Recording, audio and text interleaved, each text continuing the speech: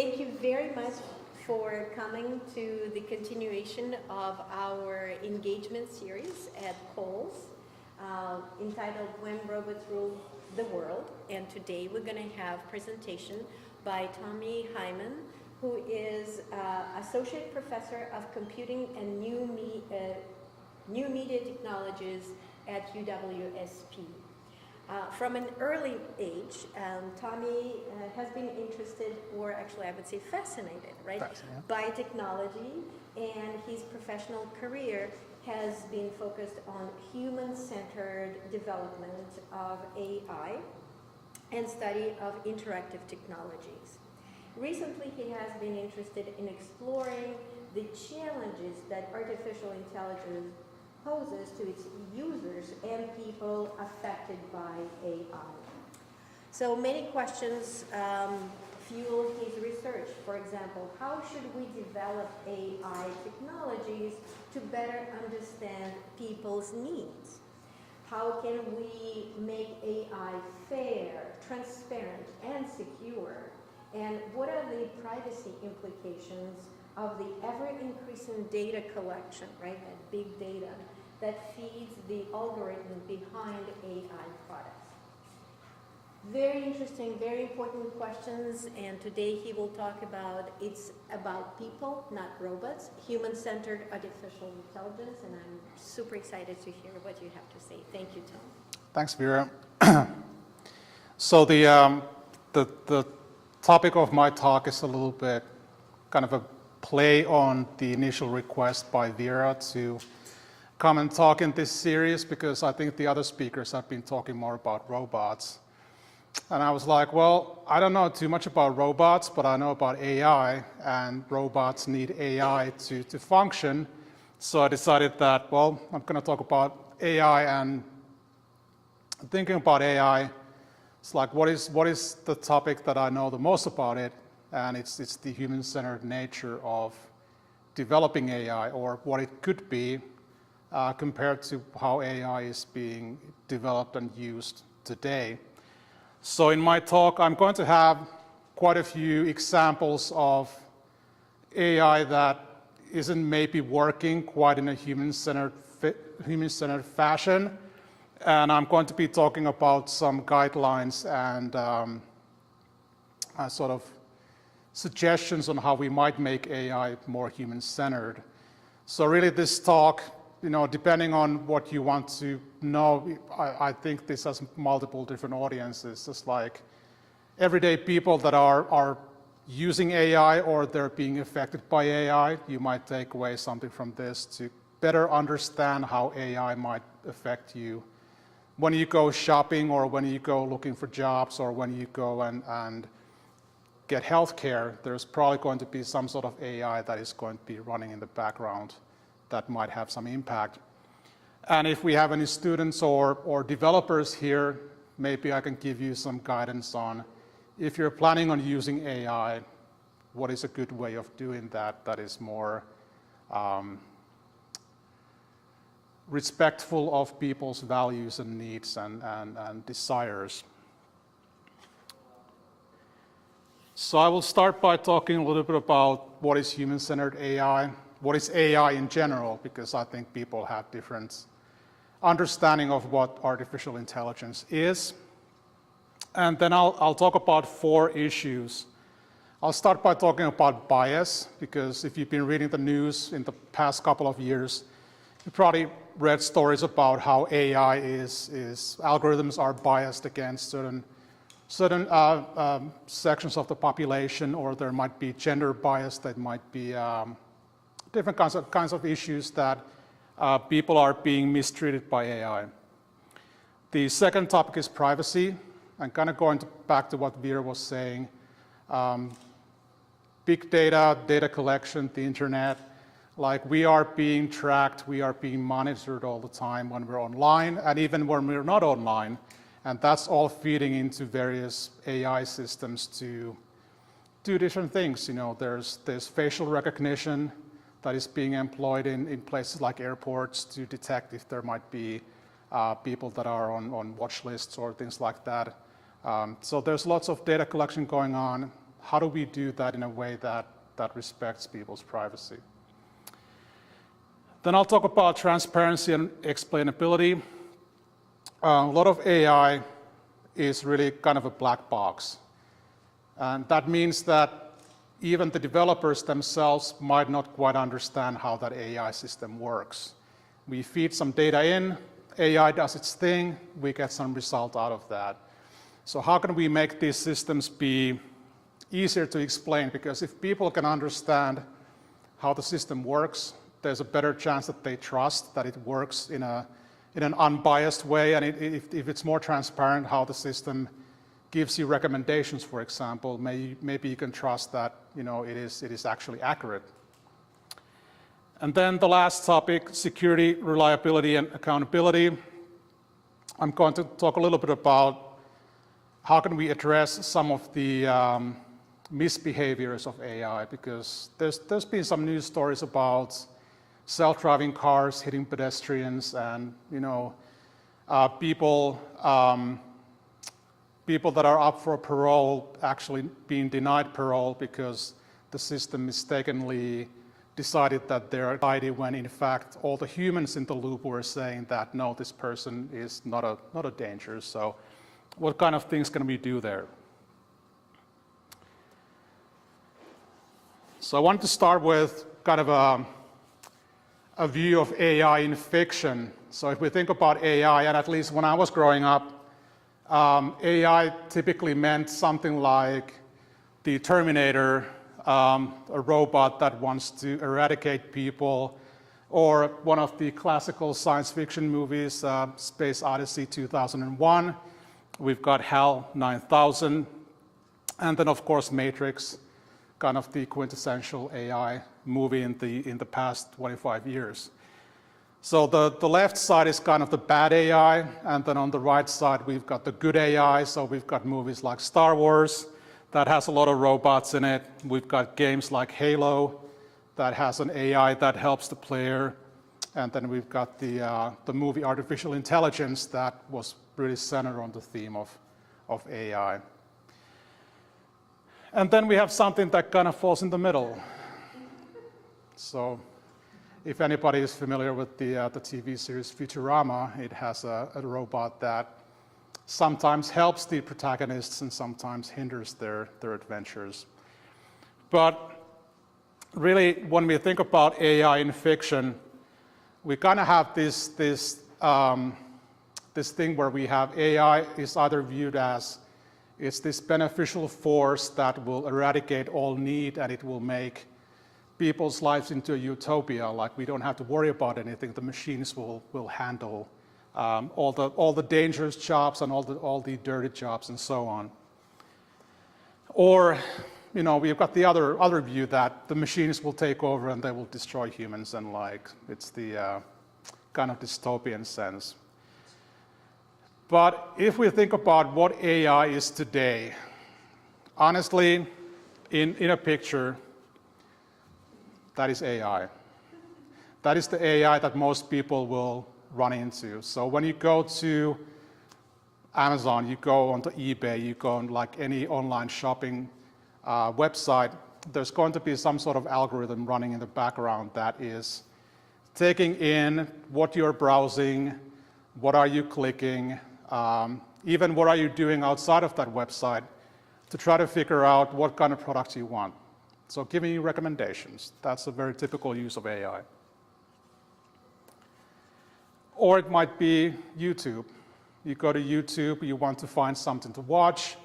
YouTube is doing the same thing. It's taking in what you've been watching previously, what other people in your physical location are watching, what other people that have the same age, same gender, what are they watching? So it's basically trying to suss out, giving all of this input, what is this person interested in? Because that's how products like YouTube make money. They make money by showing people content that they want to watch, and then they pair that up with ads that are relevant for the user.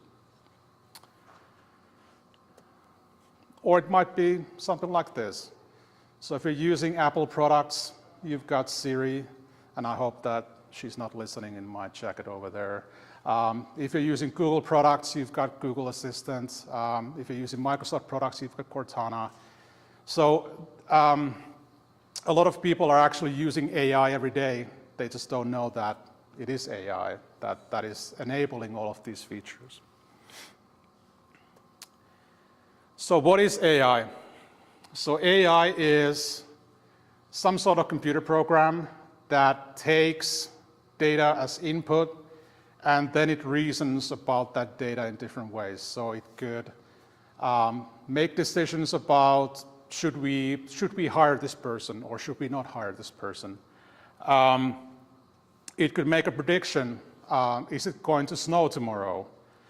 It could classify an image as being a person or not a person. So there's lots of different kinds of algorithms that can do these determinations. And usually the way that we do this is there's some sort of machine learning system behind that AI.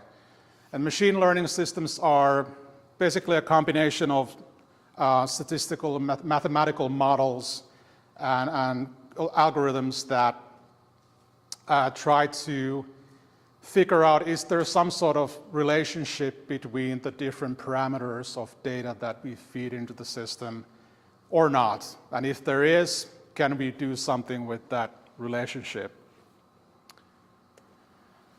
And AI, within that context, it's not just a computer program. So AI is a socio-technological system, which basically means that it's the program and it's the people that are using the program and it's the people that are affected by the program and it's the sort of social good that we are using the AI for, whether it's figuring out which person has the most need for healthcare or which movie should you watch tonight or whatever it is. Like the AI is a part of something larger. It's not just the program itself. And I think that's one of the reasons why we have these problems with AI. People are developing AI systems and they're not sufficiently considering the social aspects that go along with using AI. So when I'm talking about human-centered AI, it's really an approach to developing AI that takes a look, views AI as something that should amplify people's abilities. It should help people reach their goals instead of being something that kind of comes from the outside and somehow affects people's lives without actually respecting their needs and their goals. Oops. Another aspect is keeping the human in the loop. So a really central thing about human-centered AI is that at every stage when we design, develop, and deploy AI, we need to think about how are humans going to be involved in this? Because somebody has to make a decision that we are going to use AI. It's humans who are developing and making decisions about how the AI should function, and then it's humans that are going to be affected by the AI that is being used. So if we keep people as a part of that system in a way that they can actually provide some feedback and make decisions about that, we're going to end up with better outcomes than if a company, kind of an anonymous company somewhere just decides that, hey, we're going to field this product and we're going to use it for some purpose.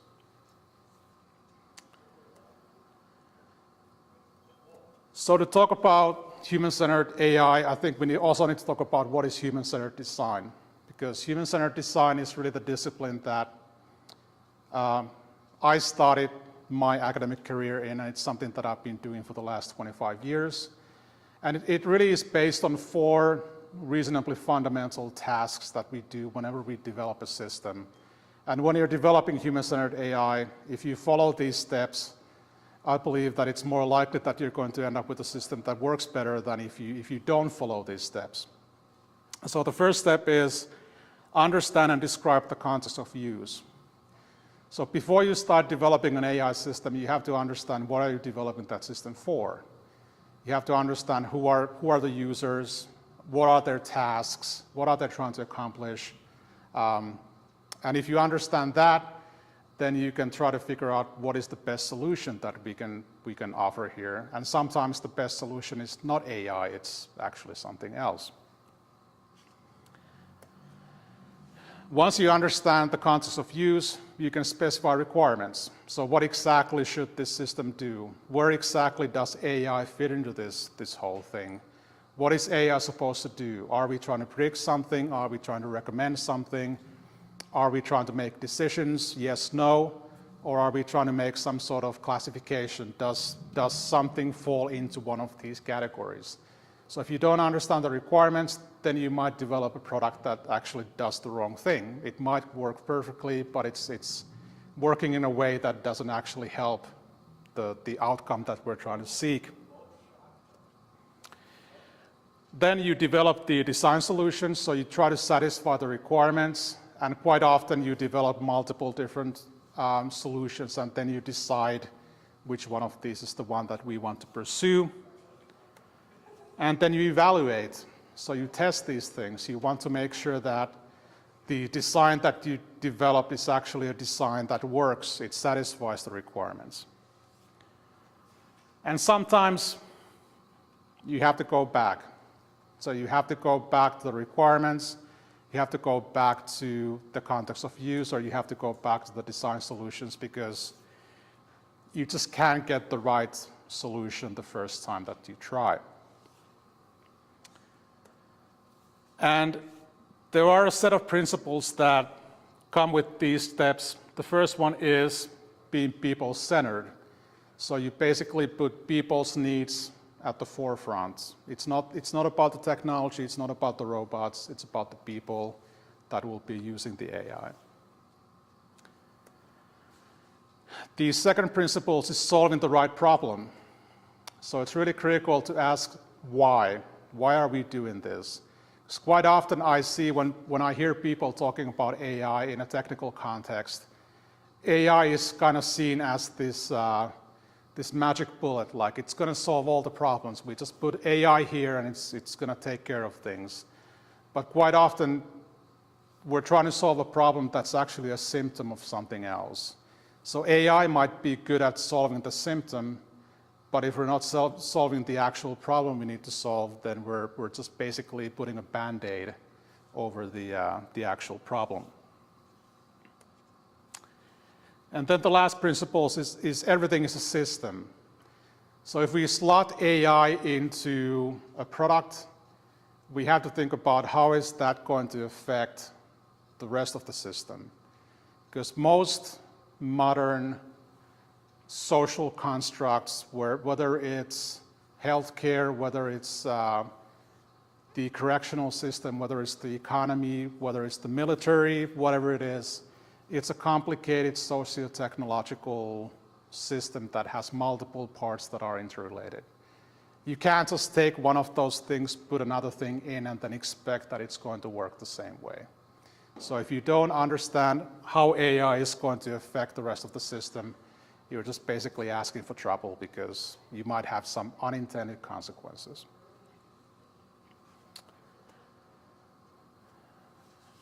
And then once you're doing these things, take small steps.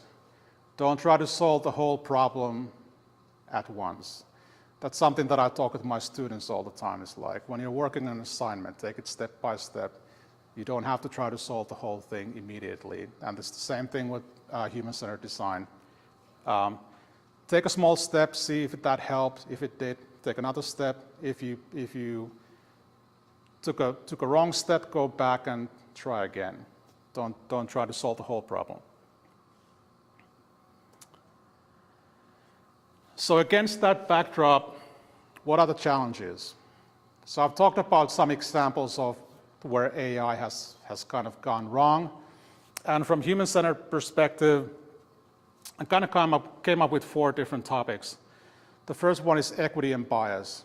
So when we're developing these systems, we have to be very careful that we're not intentionally or unintentionally using the AI in a way that inflicts harm on people. in a way that wasn't intended, because sometimes that might be the intention, but in most cases we don't want people to be disadvantaged unfairly. So we want to make sure that the system is working correctly. The second one is privacy.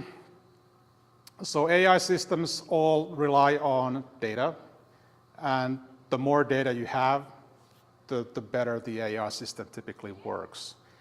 And to get data, we have to monitor people, we have to get information from people, we have to get information from different sensors, like your smartphones are recording tons of data about you all the time. So all this data has to go into the system. But then you have questions like, do people know that this is happening? And if they know that it's happening, did they consent to that happening?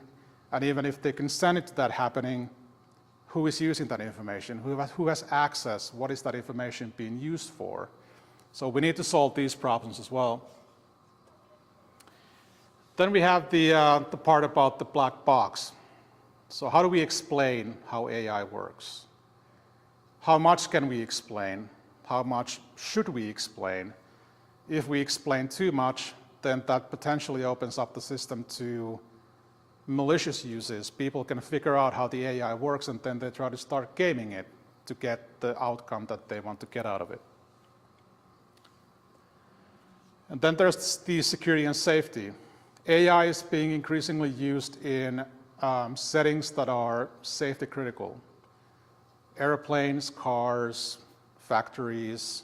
I read about self-driving trucks. So we've got semis on the road that are basically driven by AI. I mean, yeah, technically there's a human safety driver in the cabin, but for all intents and purposes, it is a computer driving that truck. So we need to think about how do we develop these systems in a way that ensures that they're reliable, so they're not going to break down, they're not going to make mistakes.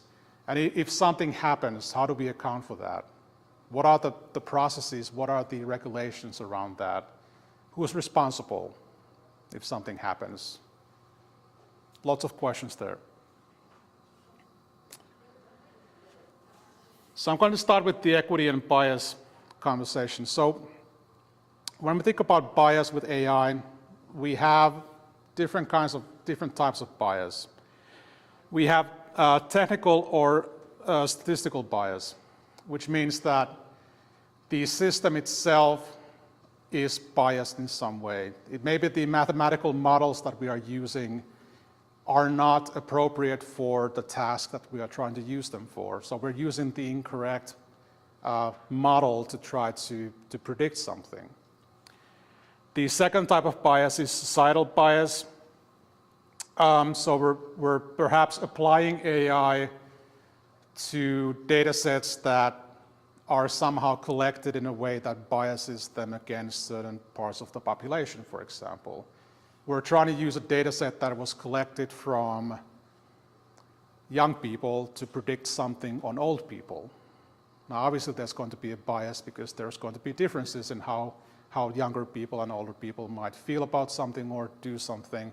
So we have to be careful that we're not introducing bias because we're kind of off-label using our data. And then we have cognitive and social bias, which basically means that people, humans, when we decide that we're going to use AI, when we develop AI, when we use the results, we have our own biases on how we interpret the results, even going down to like which model are we going to use? We have multiple different statistical models that we could use here. We're just going to use this one because I like it. That's my own bias, and that might have significant effects on how the system works.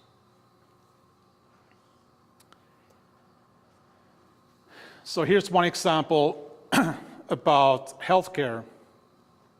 So there was an AI system that was used to predict which patients need the most healthcare. And they found out that the system actually biases against African American people because they used their insurance claims as the data to feed into the system. And what that meant was that in the data set, African Americans had less claims. Therefore, the system thought that, oh, well, they're healthier, therefore they don't need as much health care, when it's in fact the opposite because they're underinsured. And that's what kind of led to this I would call it misalignment. So the AI is not really aligned with the reality of what it's being used for. Another example from Facebook. So Facebook got into some hot water about their ads. So they were serving ads to employers. So employers could take out ads on Facebook for the jobs that they're trying to find people for. And the training data for the algorithm basically used current employment data. And unsurprisingly, they found that women were more likely to be served with ads related to like teacher jobs, and men were more likely to be served ads about forestry jobs, right? And if you look at like what is the gender distribution in these occupations right now, that makes sense because it reflects that division. However, it also violates a bunch of federal regulations, so they had to go back and try to unbias the algorithm. So how can we do that? Well, one way is that we think about who makes the decisions. We should make sure that we engage multiple stakeholders. So we talk to people with different backgrounds, we talk with people with different needs to make sure that we're making good decisions.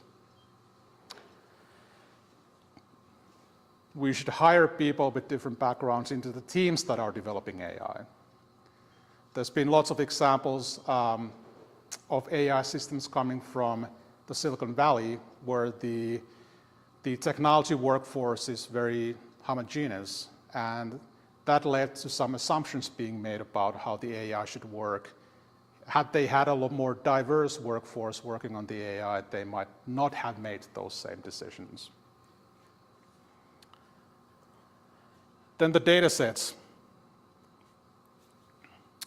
So if we are going to be using AI for a group of people that has certain characteristics, gender, age, religion, location, occupation, whatever it is, we should make sure that we're using data to train our algorithms that reflects the people that the algorithm is going to be used on. If we're not doing that, then we're not going to get very good results. Then there's the human bias in many systems where when we decide the parameters of how the AI should work, because AI typically, when we train the algorithms, you have to make a lot of decisions about the parameters of the algorithm. Which features are we using? Are we using age and religion, or age and gender, or are we using age and location? Like, we can make different decisions there, and people might have biases in how they make those decisions. And then testing, validation. How do we make sure that we're getting the right decision?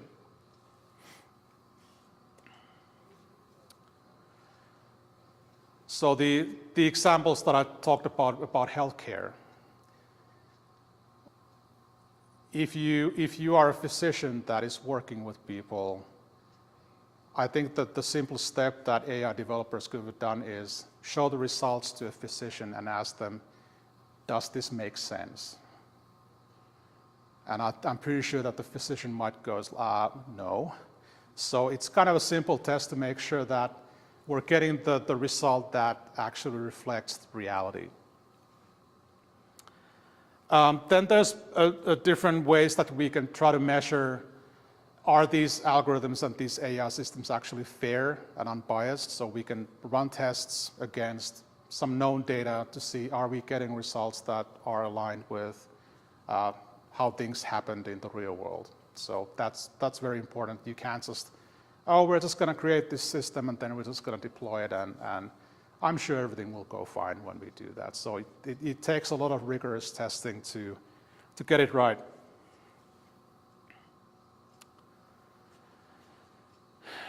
Then we have the privacy aspect. So like I mentioned, AI systems work on data. They generate data, we collect data to feed into these systems. So when you think about the privacy implications, AI methods are also frequently used to identify people. So people might think that, well, I'm going to turn off cookies in my browser and I'm going to use private mode when I'm browsing, and I'm going to use a VPN, like a bunch of different technologies that allow you to be anonymous online. Well, guess what? If you log into Facebook, now Facebook is going to be tracking you wherever you go. Or insert your social media of choice. All the services are doing that. And then the third problem we have is that these models, given some data, they can connect data points from different sources, and they can actually infer something about you that you didn't disclose up front. So take, for example, employment. So an AI that makes an employment decision or recommends that somebody should be hired is not just looking at your resume. It's probably looking at some other data that it might find in public sources. It might be looking at your social media history. It might be looking at pictures that you posted on Facebook, etc., to infer something about, is this person trustworthy? Is this person somebody that we want to hire? Now, is that legal? I don't know, I'm not a lawyer, but it sounds like AI can be used to get around some things that, if not illegal, are at least ethically questionable in terms of, is this fair to the people that are being affected by AI?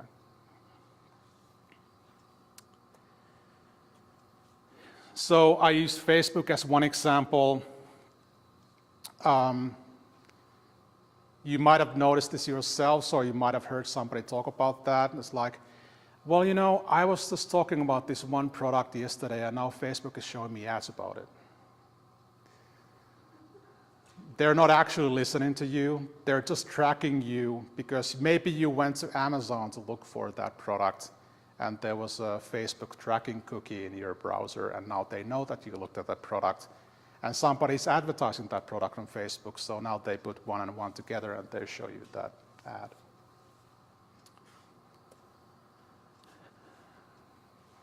There was also a piece of news about IRS. So IRS was planning to implement facial recognition, which is using AI to detect your identity, to make filing your taxes safer. And if you haven't heard about that, don't be surprised, because that was killed pretty early on because there were significant privacy concerns about that. The government collecting facial recognition data from millions of users sounds like an idea that could have some potential problems with it. So I'm not like a rabid anti-AI, anti-data collection person. I realized that for me to get good recommendations on YouTube or Facebook or Amazon, I need to give some data to these services. But what I'm saying is there needs to be a balance. Like, there needs to be a balance between what I give, what they take, and then what I get in return. So one of the approaches that we could use is privacy by design. So something as simple as the default option should be not to collect data, right? So people should opt in. They should give their permission to be tracked, or they should give their permission that you can use my data. Limit the scope. So don't collect more data than you actually absolutely have to. That's one of the big problems that a lot of this data collection is like we're just getting everything in case we need it. So design your AI so that you use as little data as possible. And identify potential risks and plan how to mitigate that. I think 2015 we had the Cambridge Analytica scandal with Facebook. It turns out that some marketing company was able to collect millions of people's data on Facebook because they were running some kind of game, like a quiz that people were taking because, hey, everybody loves quizzes. And Facebook had very lax data sharing policies. So they're actually passing through a lot of people's information to that third party that then led to some lawsuits and some regulations to be put in.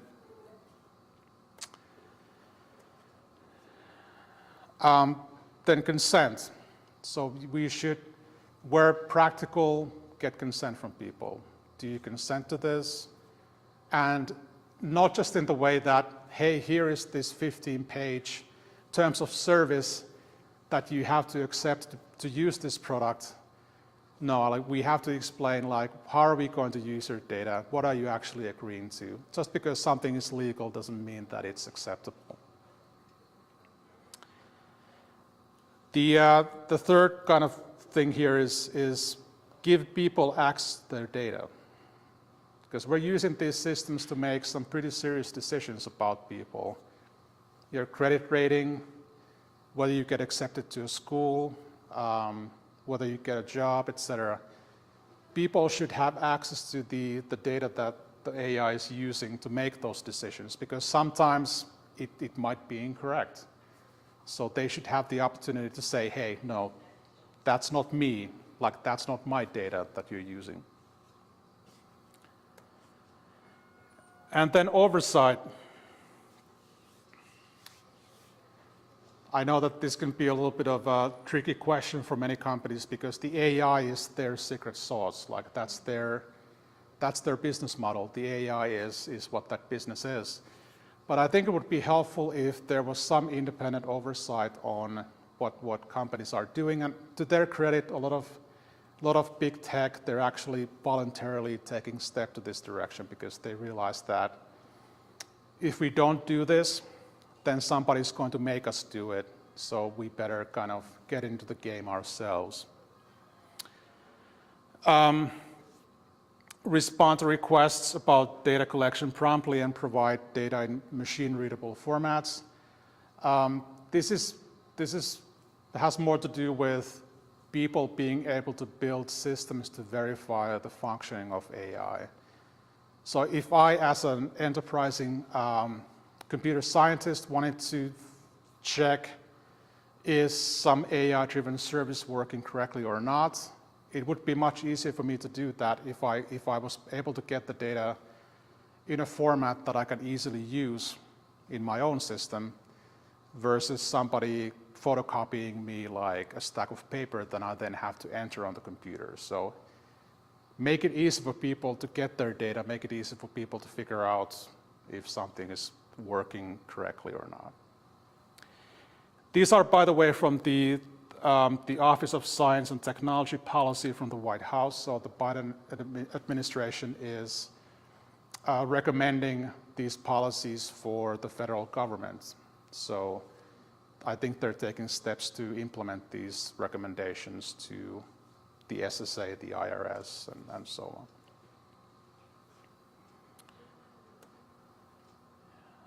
Then transparency. Starting with the fact that people probably should know that they're interacting with an AI instead of a human being.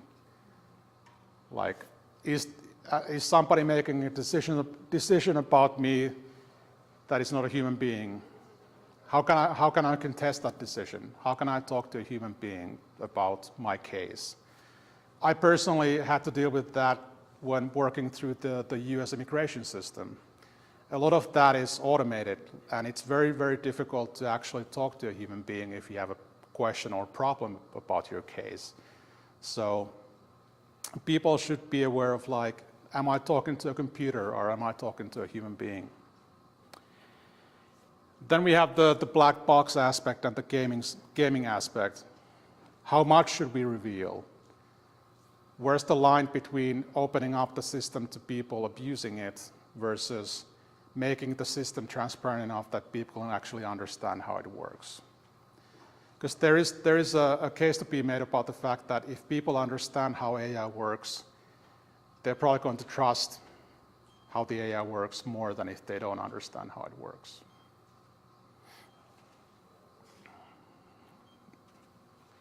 So this is the example that I mentioned. There is a system called Compass that a lot of states use when they make decisions about parole and bail and things like that. And it turns out that the Compass system has a lot of biases built into it. And the problem was not so much the bias, although the bias is a problem in itself. The problem was that nobody understood how the system works. The people making decisions couldn't understand how the system came up with the recommendation whether somebody should get parole or not, which to me is pretty alarming. Like, you're trusting this algorithm that is completely opaque with people's lives. Now that sounds like a pretty bad system.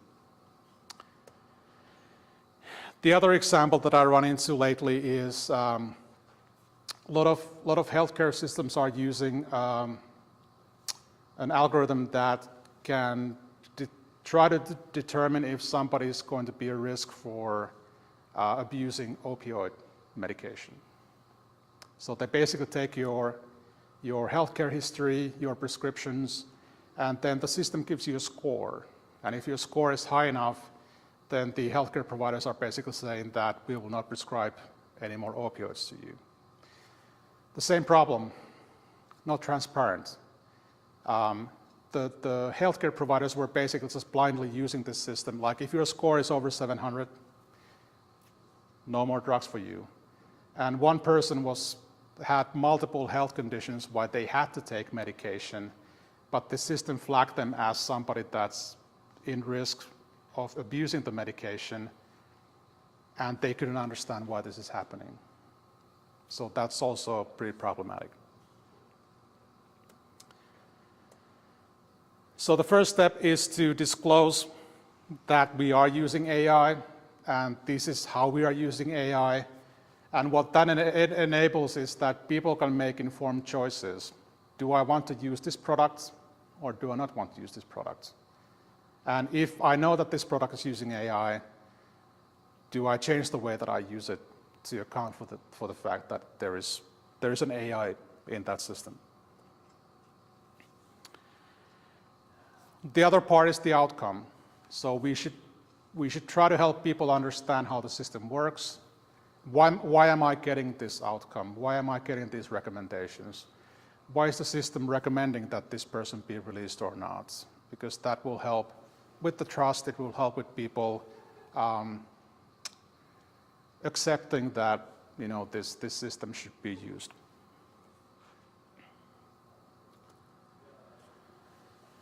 And then finally we have security and safety. So this perhaps applies more to those safety critical systems. Although getting a bad recommendation for a movie on YouTube might end up with you wasting an hour of your life that you'll never get back. But that's not such a bad thing to happen.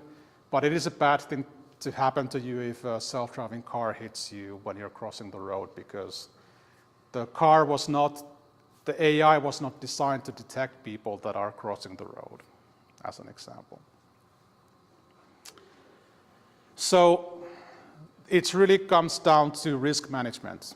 When we're developing AI, we need to think about what kind of risks could take place, and then how do we manage those risks?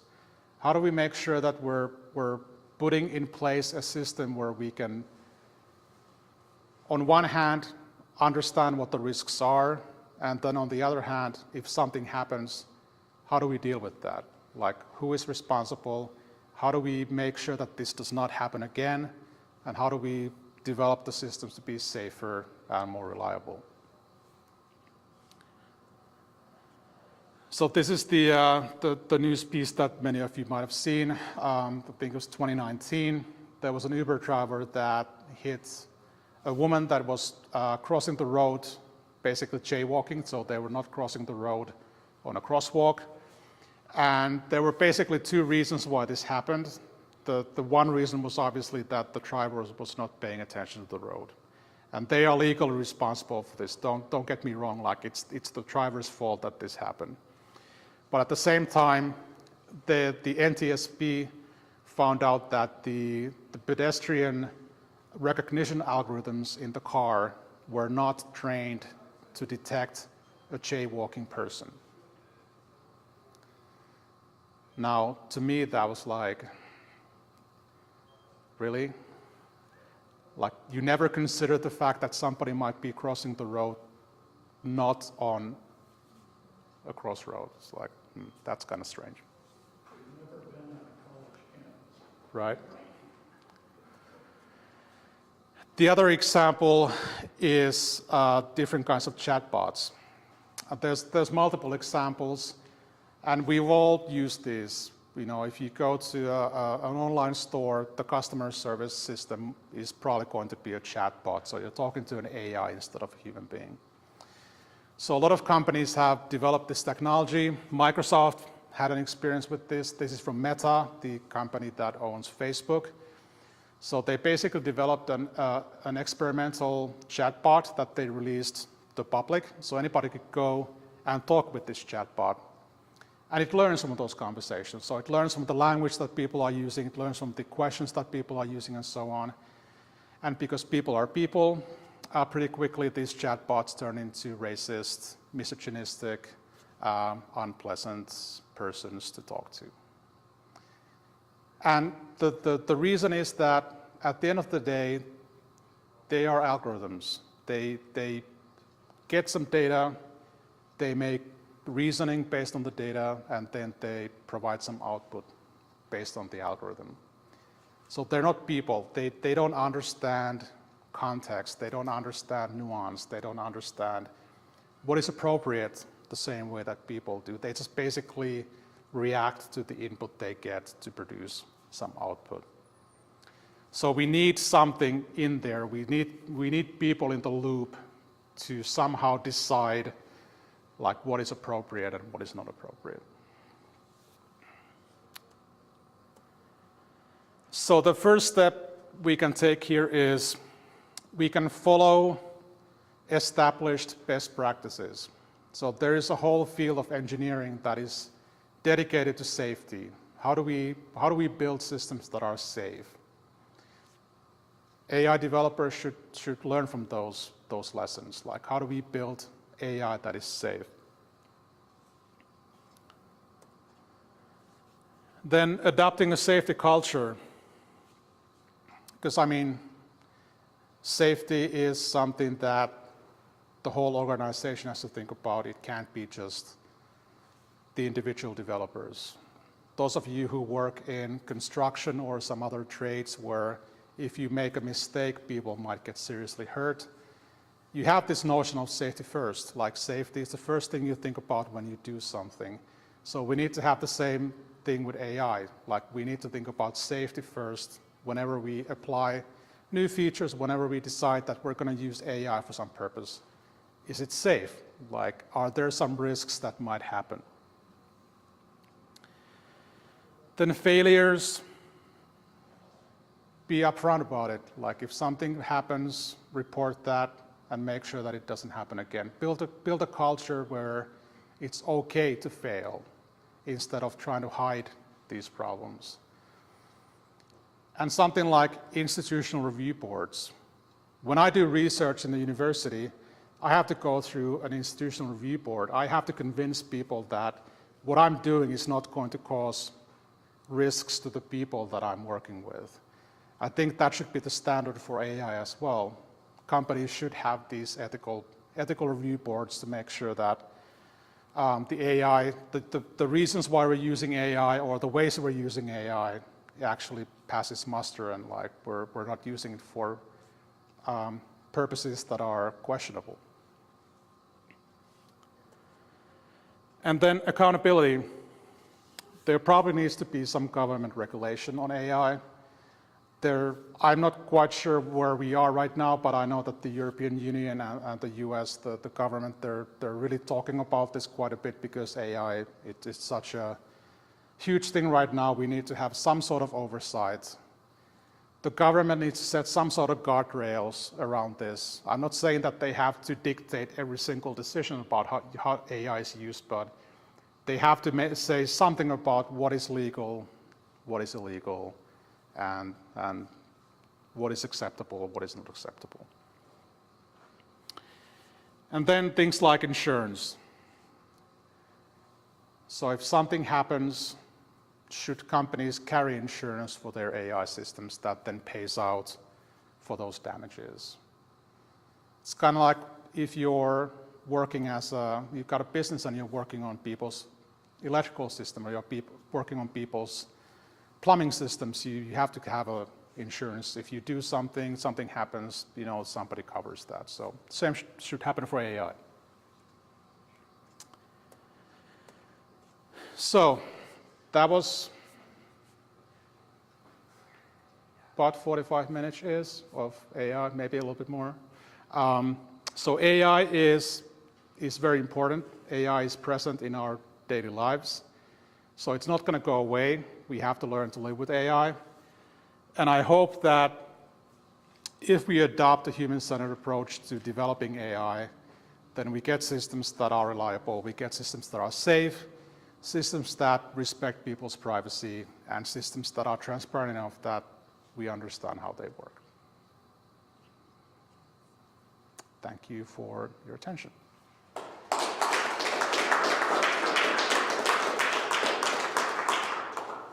Yes? Thank you for that provocative talk, and I provoked a number of thoughts.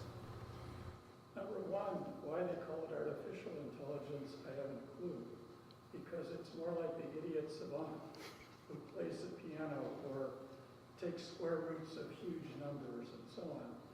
It's all black box. You give it tons of data and a rough scheme to find a pattern. We are pattern makers, humans. Right. And so I think we've been creating an artificial intelligence system in this context, and you jokingly showed Amazon. That is capitalism is a machine to generate profit. It's not a machine to employ people. It's not a machine to create healthcare systems. It is a machine to create profit. I'm not a Marxist, by the way. It's just, that's what it is. Right. It's just there. But if you want to AI the healthcare system, you're talking about insurance companies whose primary mission is not to ensure the health of its customers, it's to ensure its profit. In hospitals, it's to ensure their profit. And so this is not necessarily the case of the way capitalism is practiced in Europe, for example, where it's just a piece. It's taken out of that algorithm and say, well, sorry, this part is for people. Right. The other part is for profit, this part's for people. So I have to say that in this country, AI as it's practiced now, the more modern versions of it are entirely to generate profit. They are not to generate good or the public good or anything else. Right. I don't disagree with that. I think it entirely depends on what you use AI for. When I talk to my students about new technologies and we talk about ethics, what I like to say is that the technology itself is value neutral. AI itself doesn't care. It just takes some data in, it makes some predictions or decisions. It's the people that use it that have to make the decisions how it's being used. And it's up to the people to decide whether we want AI in healthcare, for example, to be used for improved health outcomes versus increasing the insurance company's profit, right? I didn't mean, I'm always very Right. But I'm saying the financial support for AI is primarily to raise for profit. Right. generating profit. Yeah, it's That's probably true. primary motivation. Yeah. Yeah. Yeah, and it depends on like how the governments react to that, and I think there are different approaches to how AI is being governed and like where the guardrails are in how it can be used. But yeah, I mean something like Facebook or Amazon or whatever it is, I mean they use AI because they want to sell more products. And that's their prerogative as a company. Like their reason for existing is to provide value to their shareholders. So it's understandable that directs some of the decisions on how AI is being used. But if you think about global implications of this, I don't know if you read Kai-Fu Lee's book, AI Superpowers. Amazing book about China and all the startup companies. So I agree with you that capitalism has this idea of profit behind. Well, we're taking China, communist country, and what is there behind? Because they are putting a lot of money, a lot of governmental support. So on the one hand, it's make sure that the country can run smoothly, but on the other hand, it's all also about power. So their face recognition is, on the one hand, phenomenal, but on the other hand, it's so scary. Right. Because it tracks people everywhere, and they claim that, oh, but it makes it a safe environment because we can show people's faces if they didn't cross the street correctly, and that's public shaming to protect others, and now they will do better. But for me, it's scary because it's the idea of surveillance on the massive scale where you are no longer allowed privacy in any situation. Yeah, I think China, they have, they're developing this system of social score, and that feeds into that. So basically anything you do, whether you're jaywalking or where you're buying for lunch, like that's all fed into the AI that then determines what your score is, and depending on the score you have certain benefits or you might get some penalties based on that. So it is definitely scary. I mean, I don't want to be overly political, but like I don't think we should trust any government with that much data. They're using the COVID checks too. If you have a red or a green, it determines whether you go outside. You can enter a library, walk down the street, go to the store, buy food. It's just a perversion of the whole control. Right. So I love the idea of you introducing human-centered AI, but do you think we're already beyond the point of salvation? Maybe question mark. I mean, one of the reasons why we have our majors at the university for students to learn about developing technology and designing technology is the hope that those students will go into the industry and they will be those people that will develop these systems in a more responsible way. And I have to believe in that, or there's no reason for me to do my job, basically. You said that it'd be good to understand the system and how it works. But I realize that I don't understand how my wife works, but I intend to stay with her. And at basic, I don't understand how I work, Right. but I'm going to keep on plodding along. Right. Yeah, and I mean, there is definitely a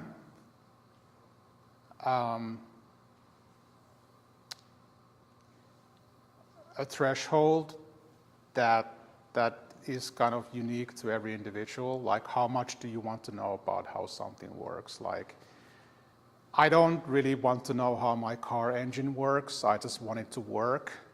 It's kind of the same with AI. There are some uses of AI that I don't really care how it works. If it gives me good results, I'm happy with that. But then there are some uses like, well, I wasn't hired for this job because the AI said that my score is not high enough. I really would like to know why so that I can then do something about it, right? So it's not like across the board, like we should explain as much as possible about AI because it doesn't necessarily apply to everything. Yeah. I find it fascinating, but hey, I'm wired that way. I was actually wondering about that explainability, transparency, black box, continuum. I was under the impression, and I might be wrong, that at some point it's not a matter of I don't care how it works, but somebody else understands how it works, and more a matter of nobody really understands how this works, right? Right. It's an intrinsically black box. We wrote the code or whatever, we started it running, we pressed, it gathered information, maybe even modified its own code if that's possible. It is, yeah. Okay, and at some point, it's no longer a matter of, I don't know how my car runs, what my mechanic does. Right. But it's a matter of nobody really knows how this runs, right? And I'm wondering, how does that affect the ability to trust that AI then, if part of trusting involves understanding? Yeah, I mean, that's a good question. I think there are some technologies like neural networks and deep learning that there are maybe like this many people in the world who understand how the models behind those systems work. And even they cannot necessarily explain how a particular implementation of that actually functions because it's so complicated that it's not possible to expose the decision-making matrix or whatever it is. It might have thousands of variables, and like a human being cannot wrap their head around how that functions. And just at some level, we just kind of have to live with that. If we understand kind of the big picture, so if I tweak it here, I get this kind of response. If I press here, then I get this kind of response. If we understand kind of the big picture, then that might be enough, although it doesn't really fill you with a warm and fuzzy feeling that there's a system running that nobody can really explain what it does. It's kind of like the technology that is sufficiently advanced is indistinguishable from magic. It's like, Or it might, I mean, it just occurred to me earlier presentations in this series had to do with artificial intelligence, right, and what is sentience. And I'm wondering if instead of the Turing test, it can be when the machine is just as incomprehensible as your wife, right? right? And yet it behaves in a sufficiently reliable way, and the outputs that it generates makes some contextual sense. Right. And it doesn't go too badly wrong too often. That might be both an indicator of trustworthiness and maybe for all practical purposes sentience. I mean, I can interact with you in that way. I adopt the intentional, in philosophy we call it the intentional stance. Whether or not something has a mind, the best way to interact with it is to behave as if it did, right? Right. And that's actually what people do with computers. There's lots of research saying that people actually perceive computers as, they ascribe human-like qualities to computers even though they know that it is not a human being. Mm-hmm. So it's kind of the same concept that if I can somehow verify that it's functioning correctly, do I really need to know how exactly it is working? It's funny that you mentioned the Turing test because it's kind of seen as the gold standard for whether an AI is sufficiently advanced that it can pass as a human being. Well, there are actually multiple AI systems that can pass the Turing test now because they're able to respond sufficiently in sufficiently human-like ways so that a human observer cannot distinguish them from a real human being. So, are they sentient? Maybe, but are they sentient in the way that humans are? Probably not. Actually, when you were talking about how to make it human-centered and evaluations, I thought about what if we're going to get to the point of having second opinion on doctors, second opinion for AI. So having two different AI running, like two different types of algorithms, and seeing if you come up with similar solutions or similar suggestions, and then say, oh, well, you know what, I'm going to trust the second AI more than the first AI. That Right. would be kind of, now we're talking about a rivalry of AIs for the better decision-making AI. Like expert witnesses and art. Yeah. Yeah. Yeah, I haven't thought about that, but I would think that somebody might be doing that already. They might have multiple systems running, and then they do like a voting system, like which one is the most trustworthy of these AIs. Yeah. Yeah, that's pretty fascinating. I was actually wondering that in terms of AIs making decisions about parole recommendations that vary from the decisions that human beings would make. It was not immediately obvious to me that that was a bad thing, because I did not assume necessarily that the decisions that humans would make would be better decisions. But because, Right. you know, humans could be biased in certain ways that maybe an AI is not. So it would be interesting. Of course, it's a horrific experiment to run. Right. But Yeah, I think what you need there is context, and me saying that this is a bad thing. Well, I read the article and I know that everybody involved recommended parole for this person, and they're now running a youth juvenile justice center, and like they are a upstanding member of society. So in that particular case, the humans were right. But it could easily be the opposite, like the humans are saying, no, they should stay in jail, and then the AI is like, no, I think they're refined, like they're rehabilitated, they should go out. So it's not that black and white. I think that one of the reasons why I brought that up is because that's not an isolated case. They've identified several instances where it's biased against certain groups of people. So.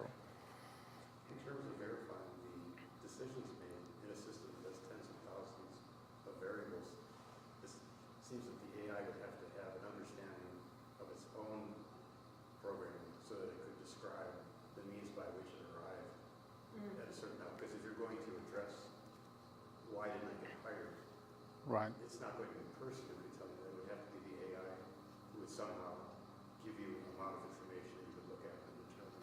Right, and that's a good point. Like there are some AI systems that have very simple decision-making rules that are easy to explain. It's like a decision tree, like if this, then that, and you can just kind of follow that. But then we have these deep learning models that are basically modeling a human-like neural pattern, and nobody can explain how that works. So is that really explainable? Can we really give you a reason why it gave you a certain outcome?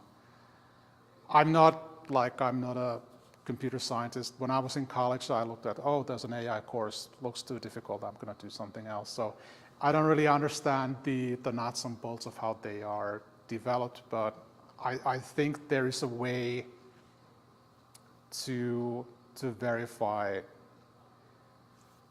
at some level, like given this input, like why did we end up with this output? Whether it's explainable or not, it's another problem.